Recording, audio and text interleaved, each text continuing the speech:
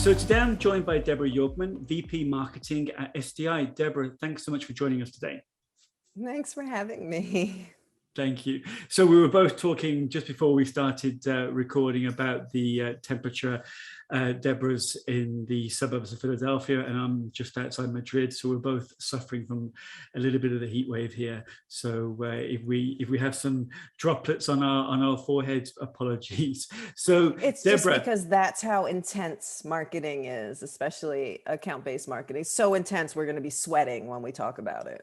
That's right. That's right. Let's try to keep the audience engaged as we go through these questions and talk a little bit about ABM. So let's just kick off with a marketing question, okay? SDI, what problem does SDI solve, and who is your ideal customer?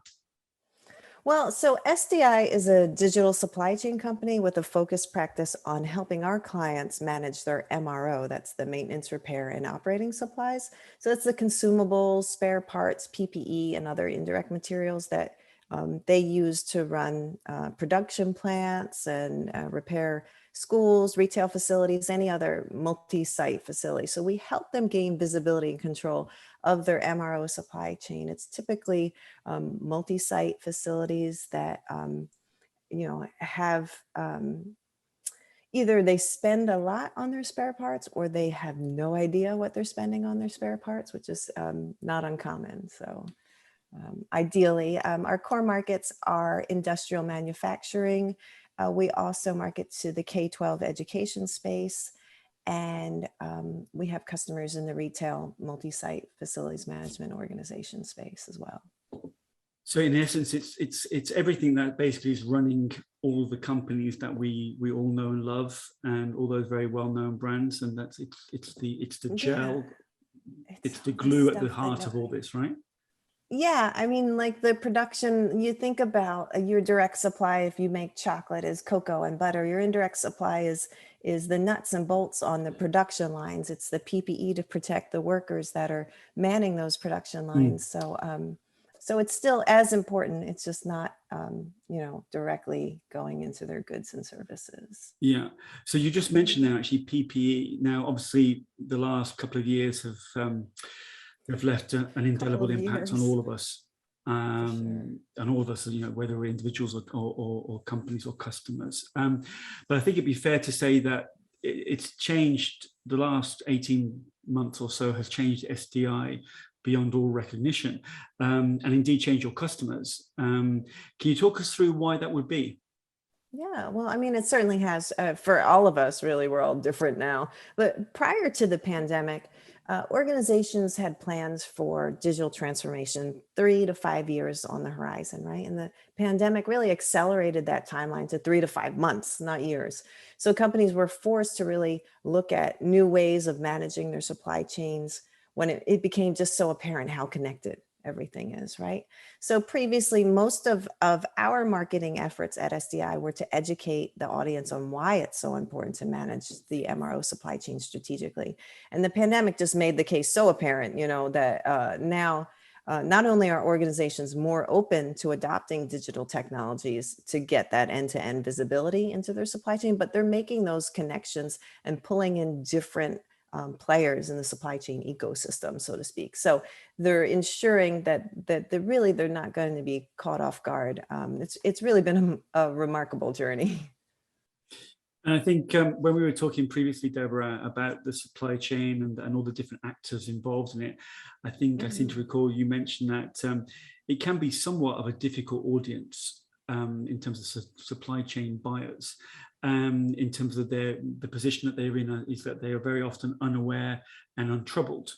Could you elaborate a little bit on that and how ABM is actually helping you to kind of raise awareness into this group? Oh yeah, I mean, I wouldn't say that the audience is difficult. It's more the MRO supply chain is what's difficult. And historically, it's been neglected because there's been no single owner accountable for it.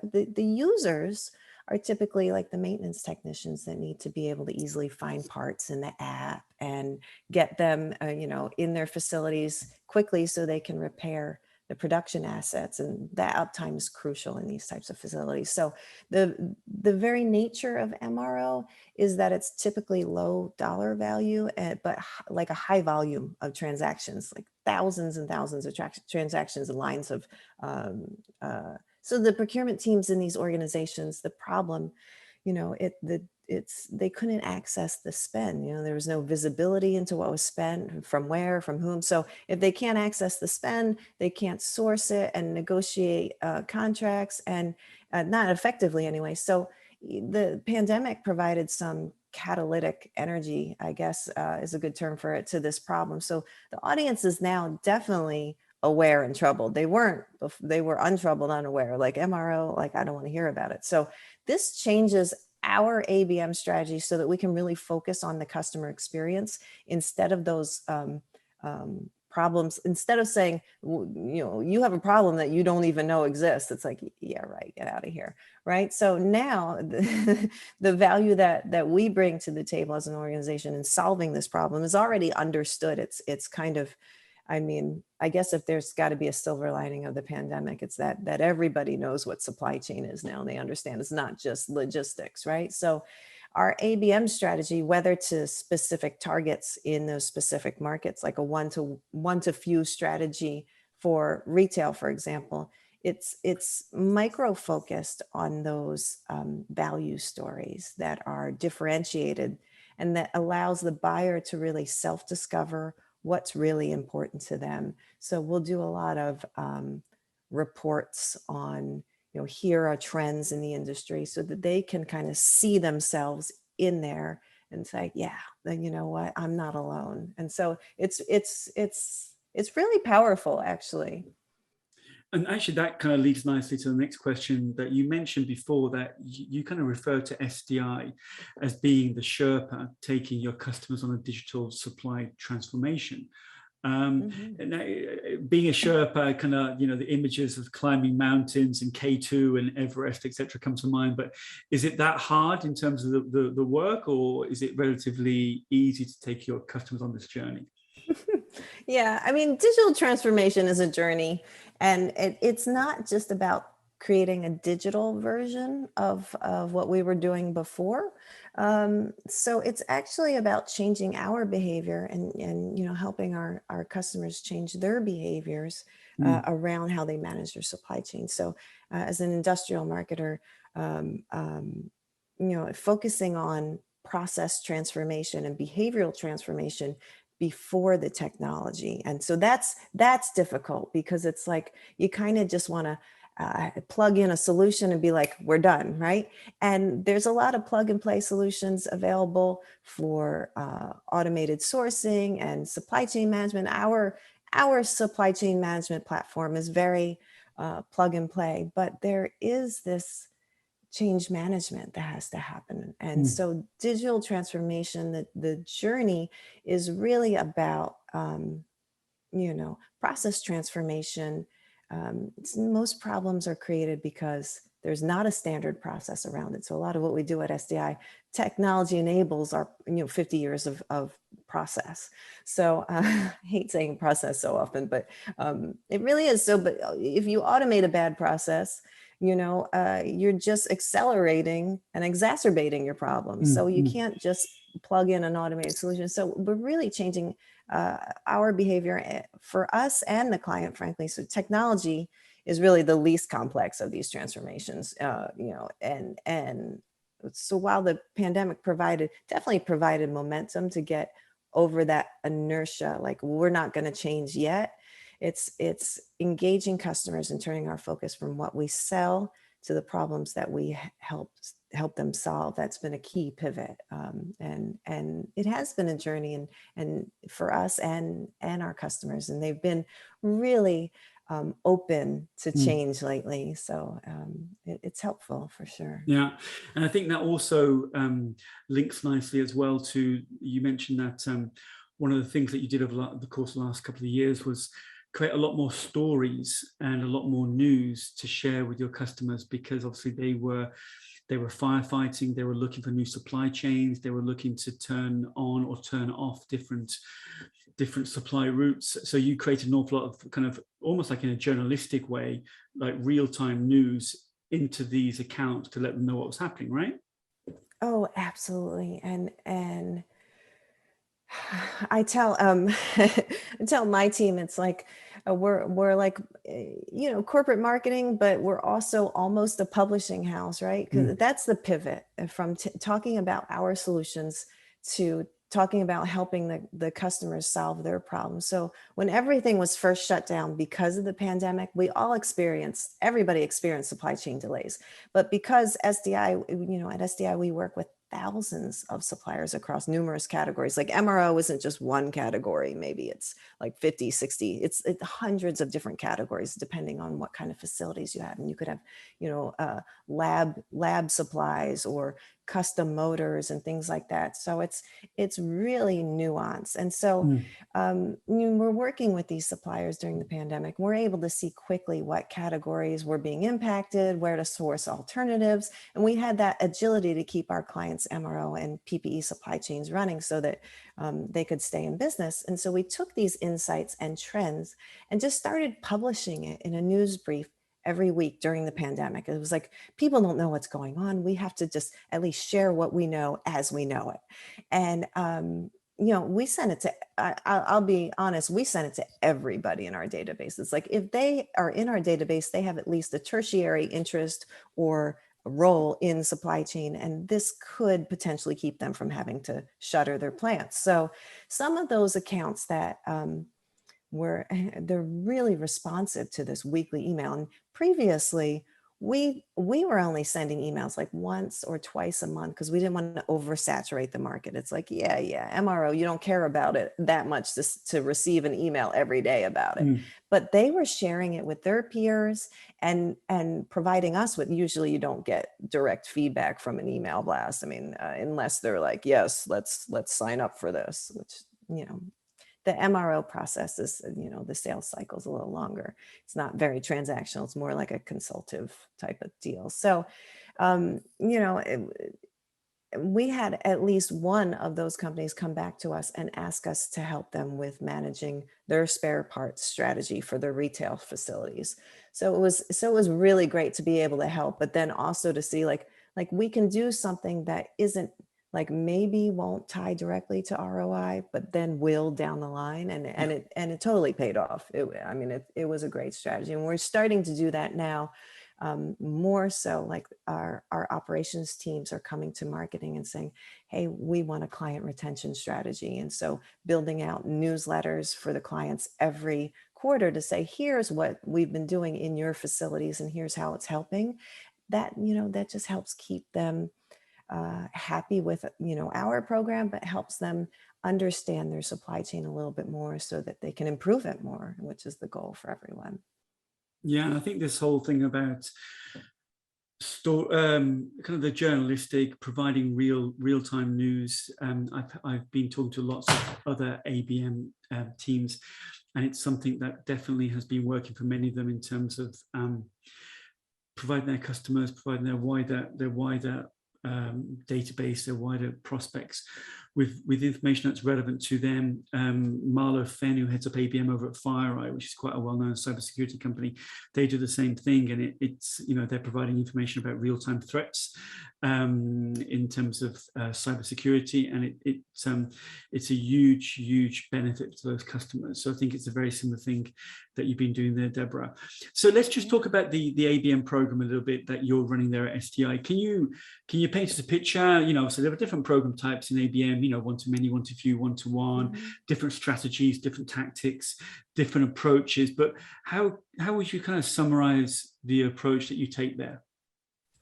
Well, our approach has been very content driven and educational content, as I mentioned before, but we do we segment our markets into three distinct categories: the industrial manufacturing, K-12 and education, and then the retail or multi-site facilities management firms.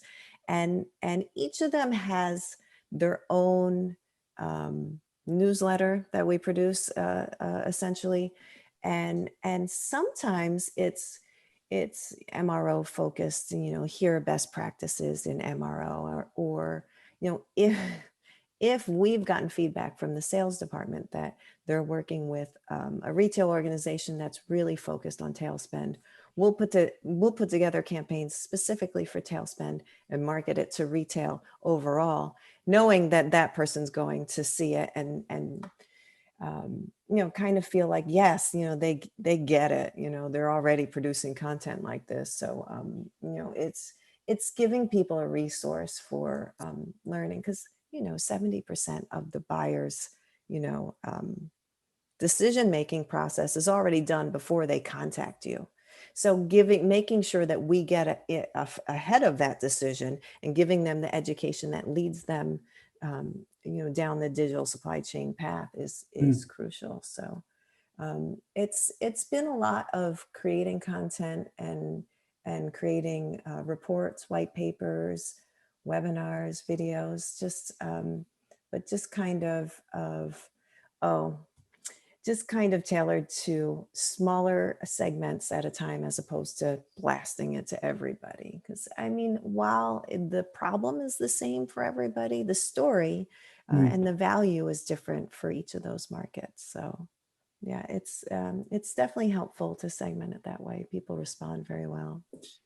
And let's just talk about this journey that you've been on since you've been running the ABM program there at SDI. We often talk about ABM being a marathon, not a sprint, and so therefore by definition it's a long path that we're all on doing ABM.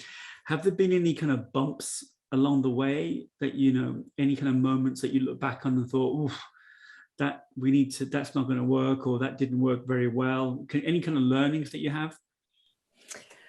Well, you're right. The whole marathon issue is, people want to say, well, if all of your marketing is digital anyway, we should get real-time feedback and know whether it's working or not. And to a degree, yes, you have your open rates, you can see how many impressions you're getting and what your click-through rates are, what content is driving the most engagement, right? But the challenge is not with your audience, but more with your team. I think wanting to see the results immediately and not being able to have the patience to trust the process and know that it's going to, the plan that we have in place, it's going to work. We just have to give it time. A key example there is the K-12 education space. PPE was a huge concern. It still is in the schools, especially now that it's back to school time and the CDC guidelines keep shifting. And so providing that education to the K-12 sector was key. Like here are checklists and ways to other ways beyond masks and hand sanitizers to keep your schools safe. And the K-12 market, it's government, they're government funded. So their buying happens on a specific cycle, and it takes longer, which is difficult. But so as long as we're providing the education and showing them, what's available, we're doing what we can for now. And it's going to take time, and it's going to, they're going to need to warm up to the idea. And, because it's the government's involved, there's going to be some bureaucratic red tape to go through. And so we just have to be patient with ourselves. I think that the marathon versus the sprint analogy there is right on. Mm-hmm. Yeah, I can imagine working with governments that it moves at its own speed, and you can't necessarily make it move any quicker, really, but you've just got to keep close and keep working with them, really, I suppose. Yeah. So let's just talk a little bit more about some of the ABM work that you do there. There are different parts to ABM in terms of building that program, whether it's your ICP, whether it's your account selection, whether it's the value proposition, using intent data, the content strategy, etc. But at SDI, with the program that you run there, Deborah, where would you say that you spend a large proportion of your time? Hands down, we spend the most time on the messaging, on the content, making sure that what we're saying kind of gives the audience enough so that they can self-discover their problems and then tie it back to a solution that obviously that SDI could provide, or that we could help them, point them in the right direction. But hands down, it's because supply chain, people have their preconceived notions. When we say we manage the MRO supply chain, they say, oh, you're a supplier, so you sell parts. It's like, oh, we don't sell parts. Parts is part of the supply chain, and we'll make sure that you get your parts, and they're a crucial part of it, but we're not selling you the parts. We're selling you the visibility and the transparency and the ability to control all of this stuff. So the ABM program, our marketing in general has been really, really focused on messaging and just getting that messaging right the first time. Because if we say something that people don't understand, then that's it, we've lost them. So, if they have a preconceived notion of, oh, I know what you're saying, you're a supplier, done.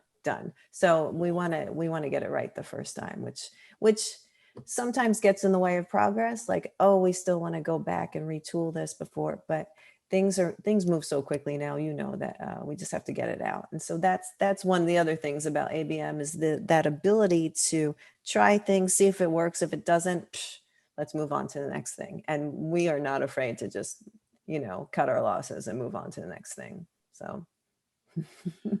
Yeah, it's interesting that kind of I was talking to another guest on Let's Talk ABM, and they were talking about the fact that you need to be not be afraid to fail, because you need to learn from those failures rather, and then that helps you become a better ABMer and deliver a better ABM program, really. So, and as you said, I think fail fast is probably a good mantra for anyone to have within who's doing ABM, right? So just two final questions, Deborah, for you. What would you think, or what's the hardest thing or the hardest part of ABM? I think the hardest part is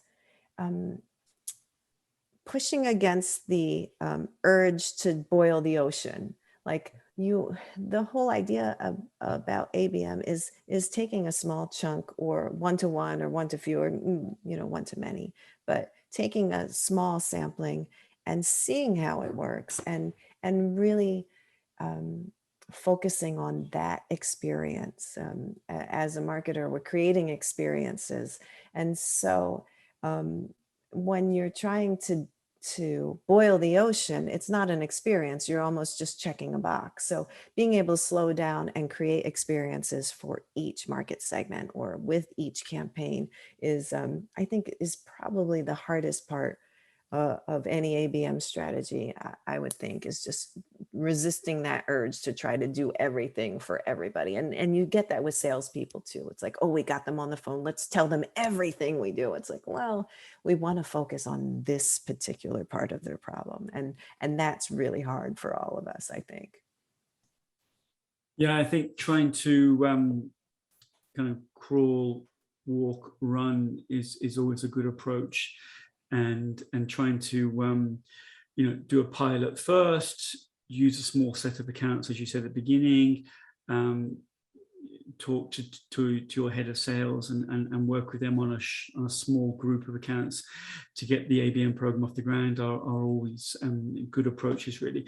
And last question, Deborah, in terms of any company out there that's either looking to start ABM, or perhaps they're at the beginning of ABM and they're just trying to say, well, is this going well?